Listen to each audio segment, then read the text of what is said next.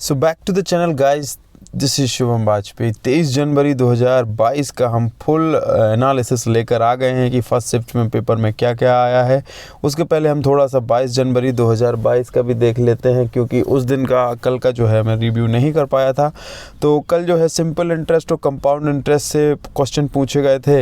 होशंग शाह का मकबरा पूछा गया था। रानी दुर्गावती यूनिवर्सिटी कहाँ पर है? तो जबलपुर में है। और होशंग शाह का मकबरा जो है वो मांडू में है। ये दो प्रश्न पूछे गए थे। जूल किसका एसआई मात्रक है? तो कार का एसआई मात्रक है। ये प्रश्न भी पूछा गया था। अनुपात से 2 या 3 प्रश्न आए हुए थे। प्रॉफिट एंड लॉस से भी 3 प्रश्न आए हुए थे।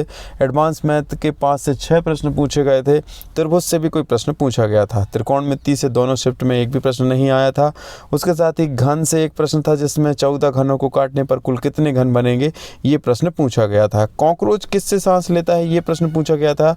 तो कॉकरोच और अन्य कीड़े श्वास रंध्र के माध्यम से सांस लेते हैं। तो ये प्रश्न जो है कुछ मिले थे मुझे, जो कि 22 जनवरी 2022 को पूछे गए थे, फर्स्ट और सेकंड शिफ्ट में दोनों में मिला के। तो बात करते हैं 23 जनवरी 2022 में, माने कि आज की हम बात करते हैं। तो आज की फर्स्ट शिफ्ट में जो है पेपर में काफ़ी सारी चीज़ें चेंज हो चुकी हैं, जहां पर कथन और निष्कर्ष के पोर्शन में ज़्यादा वेटेज होता था, लेकिन अब वो थोड़ा कम कर दिया गया है। लेकिन कोडिंग, डिकोडिंग और इनइक्वालिटी से लगातार प्रश्न पूछे जा रहे हैं।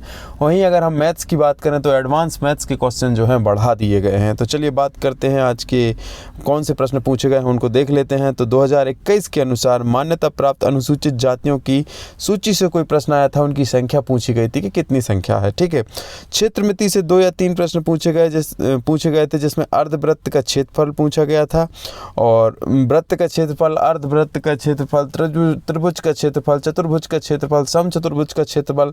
इन फॉर्मूलों को अच्छे से रट लीजिए, याद कर लीजिए, कंठस्थ कर लीजिए, क्योंकि एग्जाम में ये प्रश्न जो हैं अब पूछे जाने वाले हैं आगामी शिफ्टों में। और उसके बाद परसेंटेज से भी प्रश्न पूछे गए हैं। ट्राइंगल से भी प्रश्न से, जैसा कि मैं पहले बता चुका हूँ, त्रिभुज से प्रश्न आ रहे हैं। वृत्त, त्रिभुज, चतुर्भुज, क्षेत्रमिति से मिलाकर कुल 7 से 8 प्रश्न जो हैं अब गणित में आ रहे हैं एग्जाम में। प्रतियोगिता दर्पण से डायरेक्ट प्रश्न उठ के आ रहे हैं। तो अगर आपके पास प्रतियोगिता दर्पण रखी हुई है तो उसको उठाइए, और उसके जो जीके है, उसका जो जनरल नॉलेज वाला जो पोर्शन है, तो उसको अच्छे से कवर कर लीजिए, क्योंकि बहुत सारे प्रश्न जो हैं वो केवल आपको उसी में मिलेंगे, प्रतियोगिता दर्पण में। जेके टेम्पल कहाँ पर स्थित है? तो ये कानपुर में स्थित है। ये प्रश्न भी एग्जाम में आया हुआ था। ठीक है। रोगों से संबंधित प्रश्न फिर से पूछ लिया गया है, तो रोगों वाले चैप्टर को अच्छे से कर लीजिए। और जीव जगत के वर्गीकरण से लगातार प्रश्न पूछे जा रहे हैं, जिनकी आगामी शिफ्टों में पेपर हैं, वो अच्छे से इन चैप्टर्स को तैयार कर लें। ठीक है। उसके बाद हम बात करते हैं सिंप्लीफिकेशन से भी 3 से 4 प्रश्न पूछे गए हैं। एक प्रश्न पूछा गया था कि भारत छोड़ो आंदोलन का प्रस्ताव कब पारित हुआ था। ये आंदोलन कब हुआ था वो नहीं है, ये प्रस्ताव कब पारित हुआ था। तो 8 अगस्त 1942 को प्रस्ताव पारित हुआ था, और 9 अगस्त 1942 को आंदोलन हुआ था। ठीक है। टोक्यो ओलंपिक में व्यक्तिगत स्पर्धाओं में सर्वाधिक पदक जीतने वाली कौन है? तो टोक्यो ओलंपिक में सबसे ज़्यादा पदक जीतने का कारनामा ऑस्ट्रेलिया की 27 वर्षीय महिला तैराक एमा मैकॉन रही। मैकॉन ने टोक्यो ओलंपिक में इतिहास रचते हुए सबसे ज़्यादा 7 पदक हासिल किए, जिसमें 4 गोल्ड और 3 सिल्वर मेडल हासिल किए, नहीं 3 कांस्य पदक हासिल किए। तो ये उन्होंने टोटल 7 मेडल हासिल किए, जिसमें 3 ब्रॉन्ज हैं, 4 गोल्ड है। ठीक है। कवि बिहारी लाल का संबंध किस जिले से है? तो इनका संबंध जो है ग्वालियर जिले से कह सकते हैं, क्योंकि इनका जन्म वहाँ पे हुआ था। मध्य प्रदेश के राज्यपाल कौन है? तो मंगू भाई छगन भाई पटेल। ये रिपीटेड प्रश्न है, जो कि मध्य प्रदेश के राज्यपाल का नाम पूछा गया है।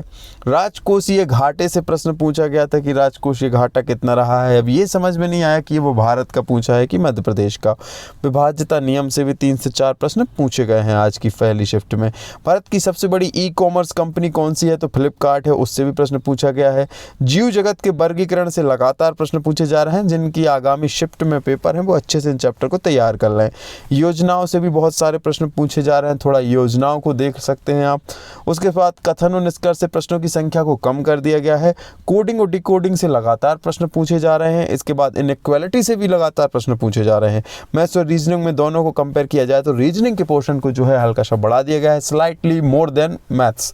सो ये था हमारा आज 23 जनवरी फर्स्ट शिफ्ट का फुल एनालिसिस। ये वीडियो कैसा लगा आपको हमें कमेंट करके ज़रूर बताइएगा। वीडियो अच्छा लगता है तो वीडियो को लाइक ज़रूर करिएगा और लोगों तक इसको शेयर ज़रूर करिएगा। साथ ही अगर इसकी PDF आप चाहते हैं तो डिस्क्रिप्शन की लिंक में टेलीग्राम चैनल की लिंक दी गई है, वहाँ से हमारे टेलीग्राम चैनल को ज्वाइन कर लीजिए और वहाँ से जो है आप इस PDF को डाउनलोड कर सकते हैं। आपका सपोर्ट, आपका समर्थन ही हमें प्रोत्साहन देता है आपके लिए कंटेंट बनाने के लिए।